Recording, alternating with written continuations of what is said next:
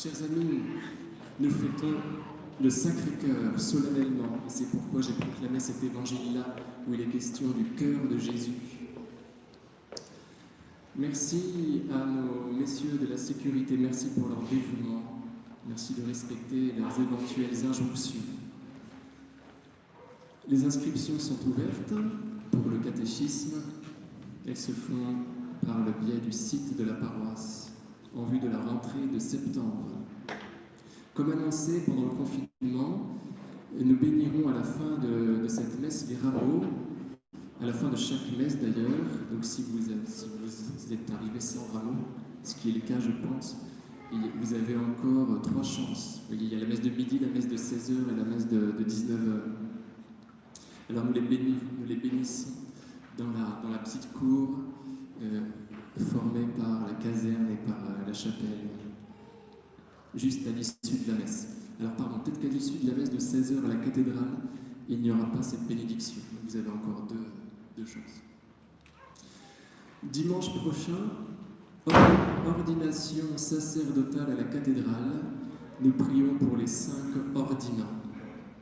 Nous aurons la grâce de la première messe de Gauthier Picard d'Estellan, le mercredi 1er juillet à 19h à Notre-Dame des Armées, ainsi que la grâce de la messe de Pierre Bouquin, le vendredi 3 juillet à 19h à Notre-Dame des Armées.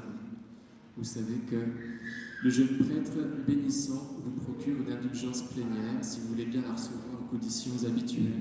Donc c'est une occasion à ne pas manquer. Bonne fête à tous les papas. Les inscriptions au service de messe sont ouvertes. Pour les enfants déjà inscrits, merci de les réinscrire pour mettre à jour les listes. Vendredi à 19h, l'abbé de Servigny célébrera la messe pour ses parents décédés ces derniers mois.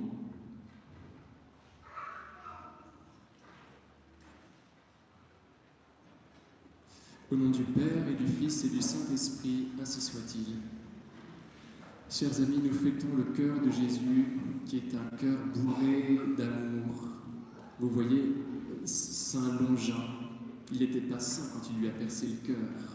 On se demande ce qui l'a motivé, vous voyez, puisque Jésus était déjà mort. Voyant qu'il était déjà mort, ils avaient constaté sa mort. À quoi cela servait-il de lui percer le cœur, vous voyez? Peut-être qu'il y avait du sadisme chez cet homme-là, chez Saint Longin. Peut-être qu'il avait voulu plus simplement élever à certitude une simple présomption de mort, vous voyez. Mais peut-être qu'il a voulu s'acharner une dernière fois sur le corps mort de Jésus. Peut-être que c'était un terrible que ce Longin, vous voyez. C'est terrifiant cette mort en croix, vous voyez. Donc pour activer leur mort, on leur brisait les jambes pour qu'ils ne soient retenus que par leurs mains et qu'ils meurent asphyxiés très rapidement du coup. Vous voyez. D'ailleurs, le brisement des jambes provoquait chez eux un appel d'air qu'ils ne réussissaient pas à faire et le cœur ne suivait pas.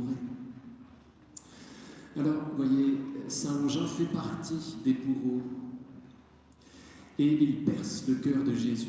Et peut-être qu'il est applaudi par ses copains. Ils sont 4, d'après l'évangile selon Saint Jean, à avoir torturé le Christ, à l'avoir tiré dans tous les sens. 4 sont les femmes qui se réunissent juste après, comme pour réparer l'offense qui lui fut faite.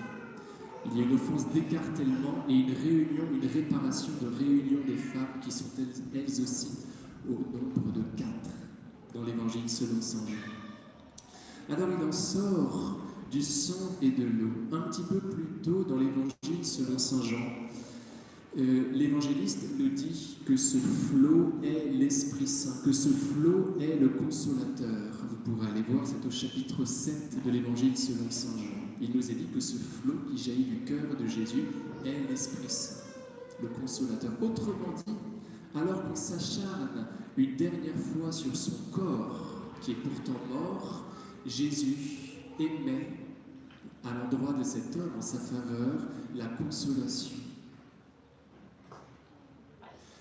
Le sang des martyrs est semence de chrétiens, dit Tertullien, et nous dit la tradition, Longin se convertit tout de suite, tout aspergé qu'il est de cette consolation qui le convertit. Et il mourra lui-même martyr en Cappadoce, il paraît. Tout cela pour vous dire que le cœur de Jésus est bourré d'amour, tellement bourré que quand on le touche, vous voyez, il y a un jet qui en sort. C'est comme une éponge qui est toute pleine d'eau. Il suffit qu'on la touche un petit peu pour tout de suite sentir cette eau. C'est comme ça avec le cœur de Jésus. Plein d'Esprit Saint, c'est-à-dire plein de consolation pour qui en veut bien.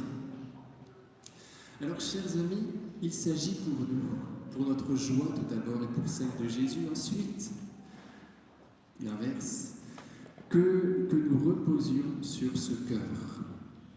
Bien nous en prendra, non seulement à cause de la joie que nous tirerons de cette posture, mais aussi à cause de cette protection dont nous bénéficions.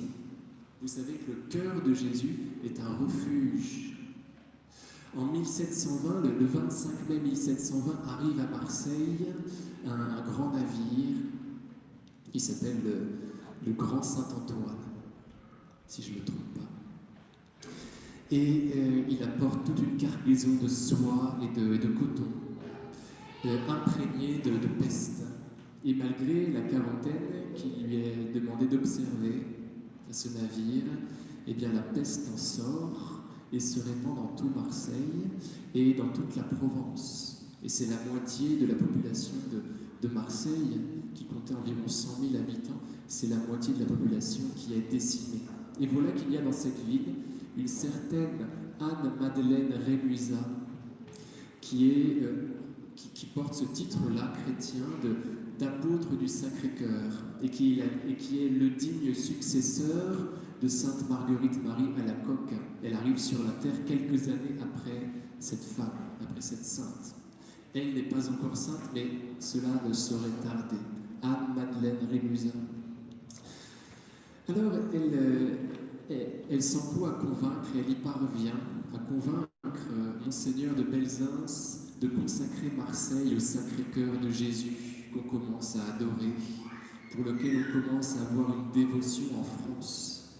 Et Monseigneur de Belzins accède à cette demande assez rapidement.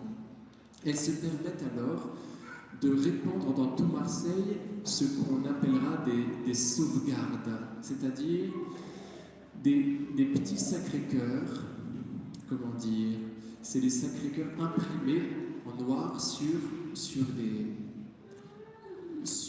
pièces de tissu blanches qui sont elles-mêmes accrochées, qui sont elles-mêmes cousues sur des pièces plus larges de tissu rouge. Je ne sais pas si vous avez à l'esprit de quoi je parle. Et ces petits dessins cousus sont répandus dans tout Marseille, et il paraît que ceux qui ont bien voulu porter ces sauvegardes tel un scapulaire ne sont pas morts de la peste.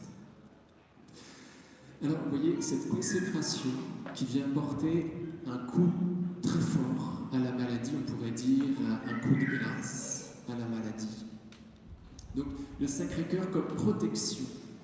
Après, je vous dirai comment est-ce qu'on se met sur le Sacré-Cœur. Alors, maintenant, un dernier mot sur le Sacré-Cœur comme instrument de connaissance. Instrument d'érudition. Au début de l'Évangile selon saint Jean, il nous est dit de cela du Verbe, du Fils de Dieu, qu'il est dans le sein du Père. Il est in sinu patris. Et en grec, c'est en colpo. Il est dans la coulpe du Père. Et on nous dit cela, que le Fils étant dans le sein du Père, conduit à connaître le Père. C'est ainsi que se termine le prologue. Parce que le Fils est sur le sein de son Père, il est capable de le connaître et de le faire connaître. Un petit peu plus loin dans l'Évangile selon saint Jean, on apprend du Fils lui-même, on apprend de Jean-Baptiste, de saint Jean, qu'est-ce que je raconte, du disciple bien-aimé, qu'il est couché, au chapitre 13 de l'Évangile selon saint Jean, qu'il est couché Insinu Jesu, ou bien sur la culpe de Jésus. On retrouve exactement le même vocabulaire qu'en grec et en latin. Saint Jean, le disciple bien-aimé, est couché sur le sein de Jésus. Et il va être capable de le faire connaître, du coup. De même que le Fils qui est couché sur le sein du Père conduit à connaître le Père, Saint Jean, qui est couché sur Jésus, qui est appliqué au cœur de Jésus, fait connaître Jésus. Il le connaît et il le fait connaître. Et c'est ce que nous vérifions à la fin de l'évangile selon Saint Jean, alors que le Seigneur Jésus ressuscité n'est pas reconnu par ses amis, il l'est cependant par qui? Par le disciple bien-aimé.